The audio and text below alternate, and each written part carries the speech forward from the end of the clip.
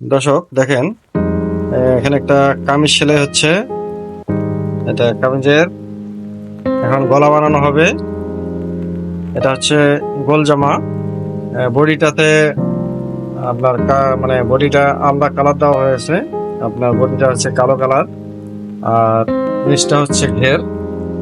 এখন গলাটা দেখেন কিভাবে তৈরি হবে। দেখেন যে গলাতে একটা বকরম দিয়ে, এটা যে একটা মার্কা দিয়ে নেওয়া হয়েছে। এটাকে মার্কা বলা হয়। মার্কা আছে আপনার চাকান দেওয়া হয়েছে। তাই গলা, এটাকে পান গলা বলা হয়। গলাটা কিভাবে বানাইতে হয়,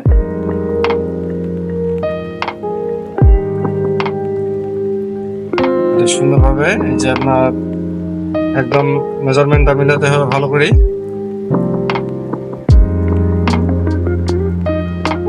যে বকরমের গোড়ায় গোড়ায় সেলাই দিতে হবে।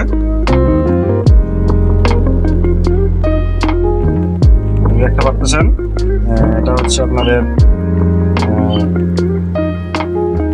হাফ বডিটা আলাদা। যে গোড়ায় গোড়ায় সেলাই দিতে হবে আপনার বহনটার গোড়ায় গোড়ায়, এটা মিল করে নিতে হবে। যারা নতুন বন্ধুরা যারা শিখতেছেন তাদের জন্য এটা খুবই সহজ। বকরম দিয়ে কিভাবে গলাটা বানাইতে হয়, যেটা সুন্দর করে কেটে নিতে হবে। এখন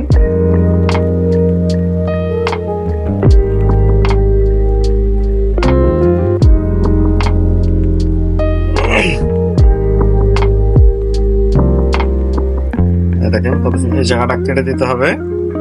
এই জায়গাটা শেপের জায়গা, এটা কাটতে হবে, না হলে কিন্তু উল্টার পরে সুন্দরভাবে উল্টেবে না।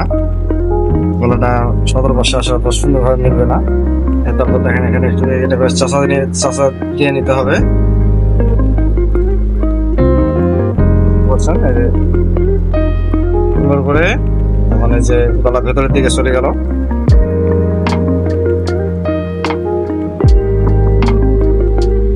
চাপসিলে সেরবে না। সুন্দর গলা হলো একদম। ঘেরটা একটু দেখি,